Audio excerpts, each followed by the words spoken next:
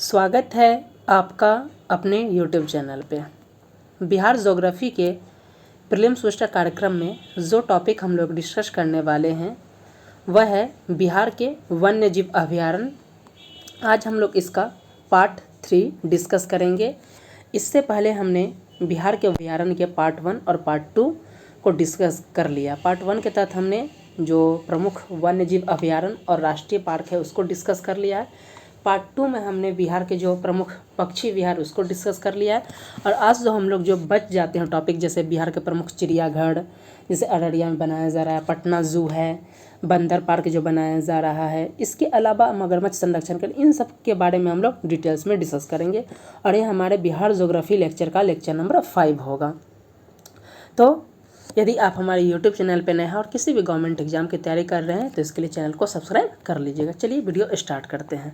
सबसे पहले देख लेते हैं कि यह अब तक हमने जो हमारे YouTube चैनल पे जो है 70वीं BPSC Bihar, SSC Bihar CGL, इन सभी एग्ज़ाम को देखते हुए बिहार स्पेशल क्लासेस भी चलाई जा रही हैं, जिसमें हम हमारे चैनल पे जो है करंट अफेयर्स की क्लासेस चलाई जा रही है बिहार स्पेशल में।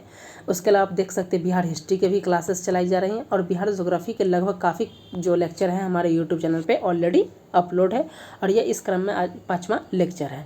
हमने इस बिहार के वन्य जीव अभयारण्य को जो डिस्कस किया, इसमें आप देख सकते हैं हमने अब तक इसका जो इंट्रो होता है, बेसिक इंट्रो, उसको डिस्कस कर लिया है।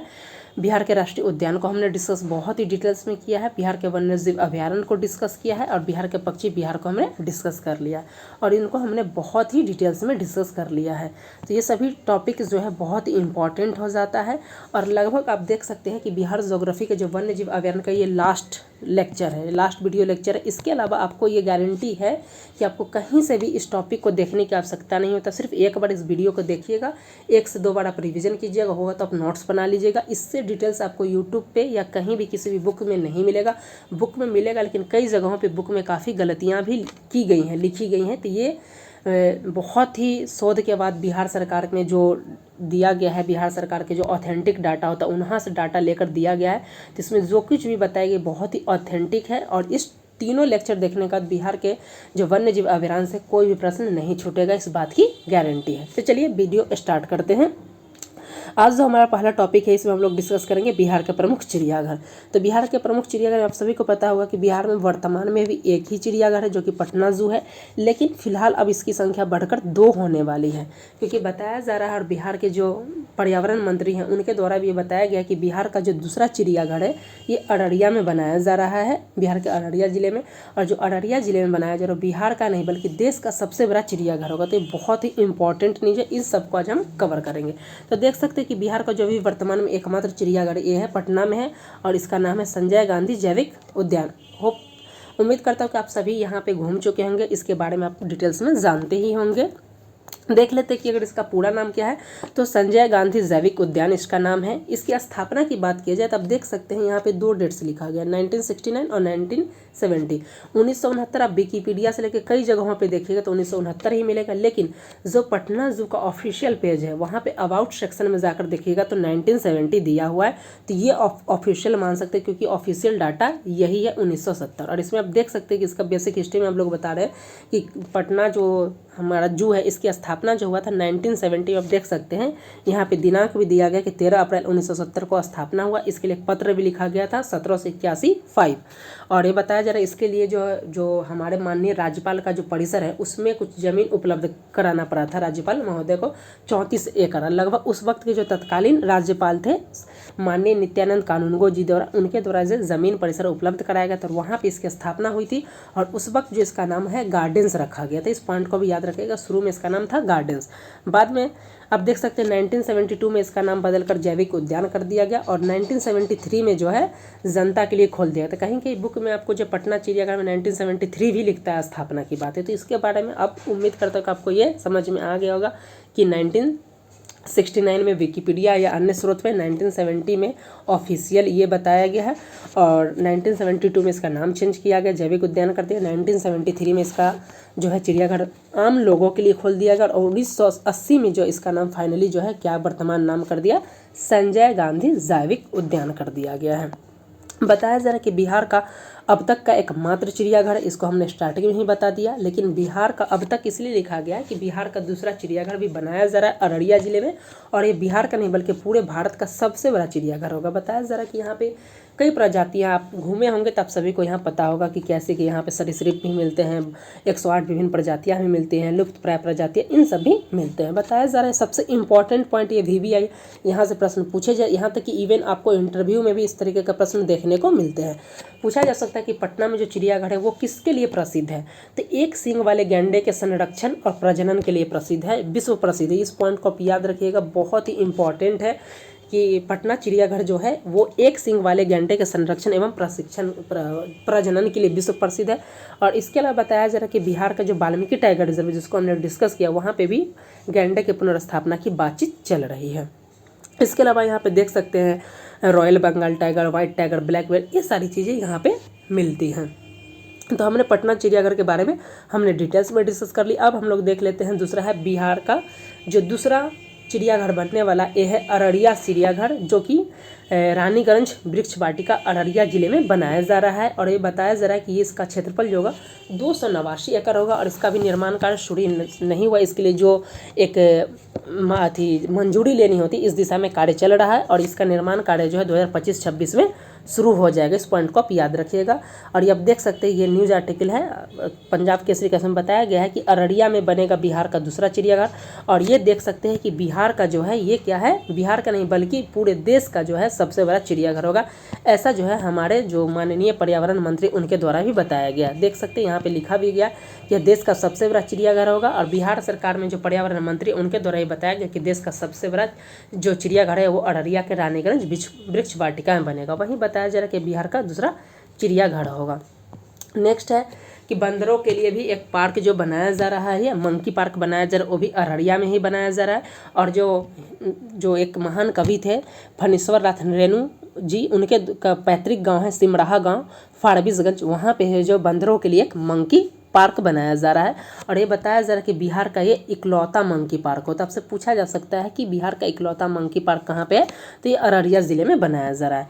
नेक्स्ट है नेचर सफारी। आप सभी यहाँ पे घूम चुके होंगे, ये राजगीर नालंदा में, लेकिन इसके कुछ डिटेल्स को हम लोग देख लेते हैं। तो ये राजगीर नालंदा में अवस्थित है, लगभग जो 500 हेक्टेयर क्षेत्रफल में अवस्थित है। और इस नेचर जो पार्क है या नेचर सफारी, इसके इर्द गिर्द जो एरिया आता है इसमें ग्लास ब्रिज भी और सस्पेंशन ब्रिज भी इसमें शामिल आ जाता है। और इसको बताया गया कि आम पर्यटकों के लिए इसको खोल दिया गया है। और जो लगभग जो है ये कहाँ पे अवस्थित है, ये पॉइंट इंपॉर्टेंट है। तो ये बताया जा रहा है कि जो है वैभवगिरी और सोनगिरी पर्वत के बीच में अवस्थित है। इस पॉइंट को भी आप याद रखिएगा। वहीं बताया जा रहा है कि राजगीर में ही जो है वन्य सफारी अर्थात जो है जू सफारी का उद्घाटन किया गया है। और जो जू सफारी है ये है रत्नागिरी पर्वत और स्वर्णगिरी पर्वत के बीच अवस्थित है। इस पॉइंट को याद रखिएगा, इंपॉर्टेंट पॉइंट्स है। और लगभग जो 191 हेक्टेयर में फैला हुआ है। तो यहाँ पे याद रखिएगा कि आपको जो ग्लास ब्रिज पूछा जाएगा वो है वैभवगिरी और सोनगिरी के बीच में आपका क्या है, ये है।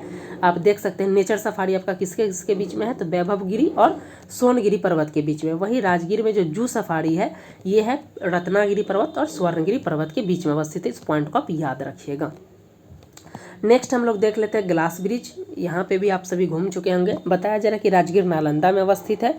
लगभग इसकी हाइट है 200 फीट, और ये लंबाई इसका देखा जाए तो 85 फीट है, और जो चौड़ाई देखेंगे तो 6 फीट है। बताया जा रहा है कि बिहार का जो है यह पहला ग्लास ब्रिज है एवं देश का दूसरा ग्लास ब्रिज है।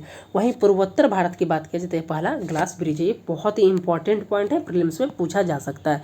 देख सकते हैं, बताया जा रहा है, यह आर्टिकल सामने हिंदुस्तान के न्यूज़पेपर से लिया है। यहाँ पर बताया कि देश का दूसरा और पूर्वोत्तर भारत का जो पहला ग्लास ब्रिज जो है राजगीर में बनकर तैयार हो गया है।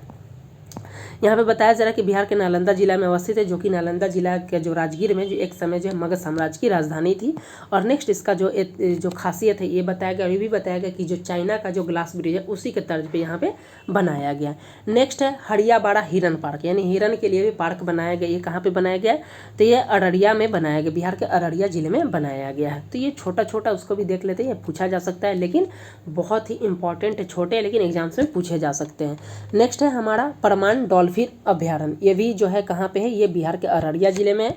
और बताया जा रहा है कि बिहार के अररिया ज़िले के द्वारा जो है कई सालों से जो है अररिया को जो डॉल्फिन अभ्यारण्य के रूप में घोषित करने की मांग चल रही है। और बिहार में जो अररिया में जो है एक व्यक्ति हैं जिनका नाम है सुदन सहाय, उन्हें जो है अररिया के डॉल्फिन मैन के नाम से भी जाना जाता है। तो उनके द्वारा बताया जा रहा है कि कई वर्षों से इसके संरक्षण के लिए सरकार से मांग की जा रही है।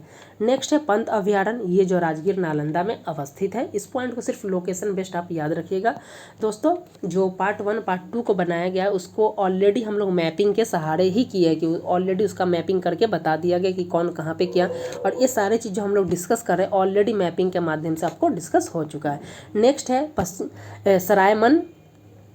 सरैया मैन उदयपुर जंगल पक्षी विहार, ये है आपका बेतिया पश्चिम चंपारण में। और बताया जा रहा है कि कहीं ना कहीं ये भी जो है प्रवासी पक्षियों के लिए जो है बहुत इंपॉर्टेंट है। नेक्स्ट है हमारा सुहियान पक्षी विहार या सुहिया भागर क्षेत्र भी से बोला जाता है, ये जो है भोजपुर में अवस्थित है। और बताया जा रहा है कि ये भी जो है कहीं ना कहीं ये आपका जो है ठंड के दिनों में यहाँ पे प्रवासी पक्षियाँ यहाँ पे आती हैं। और नेक्स्ट जो सबसे इम्पॉर्टेंट है आप देख सकते हैं मगरमच्छ संरक्षण केंद्र, ये कहाँ पे है, तो मगरमच्छ संरक्षण केंद्र जो है ये कैमूर करकटगढ़ में, जहाँ पे करकटगढ़ जलप्रपात जो बनाया गया है कैमूर ज़िले में, उसी के आसपास के जो क्षेत्र आ जाता है, वो जो क्षेत्र है जो भी वहाँ पे पानी का क्षेत्र हो जाता है करकटगढ़ जलप्रपात का, तो वहीं पे क्या बनाया गया, मगरमच्छ के संरक्षण के लिए जो है बिहार का पहला और बिहार का एकमात्र जो है मगरमच्छ संरक्षण केंद्र बनाया गया है। और यहाँ पे बताया गया कि करकटगढ़ जलप्रपात है या फिर जो ये कैमूर में जो हो जाता है, यहाँ पे जो इको पार्क भी बनाया गया, तो ये इम्पॉर्टेंट हो जाता है। उसके बाद देख सकते हैं कि दोस्तों आज के प्रीलिम्स बूस्टर कार्यक्रम के तहत हमने जो है ये जो बचे हमारा जो बिहार ज्योग्राफी का पार्ट 3 था उसको हमने डिस्कस कर लेते हैं। एक दफ़ा फिर से इस लोकेशन को हम लोग देख लेते हैं जस्ट रिवीजन के माध्यम से कि कहाँ पे क्या है, क्योंकि यहाँ से पूछा जा सकता है। तो पटना चिड़ियाघर आप सभी को पता है कि पटना में ही है। उसके बाद आप देख सकते हैं कि बिहार का जो दूसरा चिड़ियाघर है ये रानीगंज वृक्ष वाटिका अररिया में बनाया जा रहा है, बिहार का दूसरा होगा और देश का सबसे बड़ा होगा। वहीं बंदर पार्क कहाँ पे बनाया जा रहा है, तो बंदर पार्क जो बनाया जा रहा है ये जो है अररिया में फारबिसगंज में बनाया जाए। वहीं नेचर सफारी बिहार में कहाँ पे खोला गया, तो राजगीर नालंदा में खोला गया है। और ग्लास ब्रिज का बात किया जाए तो देश का जो है दूसरा और पूर्वोत्तर भारत का पहला और बिहार का पहला ग्लास ब्रिज कहाँ पे, राजगीर में अवस्थित है। और नेक्स्ट देख सकते हैं कि यहाँ पे बताया जा रहा है कि जो हड़िया बाड़ा हिरन पार्क है ये कहाँ पे अवस्थित है, ये अररिया में। वहीं परमान डॉल्फिन अभ्यारण्य कहाँ पे, तो ये अररिया में, और इसको डॉल्फिन अभ्यारण्य के केंद्र में संरक्षित क्षेत्र घोषित करने की मांग की जा रही है। नेक्स्ट पंत अभ्यारण्य कहाँ पे, तो नालंदा में। वहीं सरैया मान उदयपुर जंगल पक्षी विहार कहाँ पे, तो बेतिया पश्चिम चंपारण में है। और वहीं नेक्स्ट बात किया जाए सुहियान पक्षी विहार या सुहिया भागर क्षेत्र कहाँ पे, तो ये भोजपुर बिहार में है। और नेक्स्ट मगरमच्छ संरक्षण केंद्र जो बिहार का एकमात्र और बिहार का पहला जो है मगरमच्छ संरक्षण पत्र कहाँ पे, तो करकटगढ़ जलप्रपात के में बनाया गया, करकटगढ़ कैमूर में बनाया गया। तो दोस्तों आज के प्रीलिम्स बूस्टर कार्यक्रम के तहत हमने जो टॉपिक डिस्कस किया था ये है बिहार के वन्य जीव अभ्यारण्य के अंतर्गत जो है चिड़ियाघर, मगरमच्छ संरक्षण, इन सब के और हमने डिटेल्स में डिस्कस किया। और ये उम्मीद यही कर रहा हूँ कि आपको इस तीनों वीडियो देखने का ये कंप्लीट हो गया, यानी बिहार के वन्य जीव अभ्यारण्य का एक जो टॉपिक है ये जो है पूरा कवर हो गया है और बहुत ही डिटेल्स में कवर कर दिया गया। आप यूट्यूब में कहीं भी जाकर देख सकते हैं, आपको इस तरीके से कवरअप नहीं मिलेगा, क्योंकि इसको जो कवर किया इसमें करंट अफेयर्स के साथ भी कवर किया गया है और बहुत ही डिटेल्स में जाकर कवर किया। इसको देखने के बाद आपको जो है किसी अन्य वीडियो को देखने की आवश्यकता नहीं होगी और प्रश्न जो आएंगे इस टॉपिक से इसी से आगे, इससे बाहर नहीं जाएगा, इस बात की गारंटी भी है। तो दोस्तों यदि आपको इसका PDF चाहिए तो इसके लिए आप टेलीग्राम को ज्वाइन कर लीजिएगा, चैनल पर नए हैं और किसी भी गवर्नमेंट एग्जाम की तैयारी कर रहे हैं खास करके बिहार स्पेशल के लिए, तो चैनल को सब्सक्राइब करना ना भूलें। तो आज के प्रीलिम्स बूस्टर कार्यक्रम में बस नहीं, मिलते हैं नेक्स्ट वीडियो के साथ, तब तक के लिए धन्यवाद।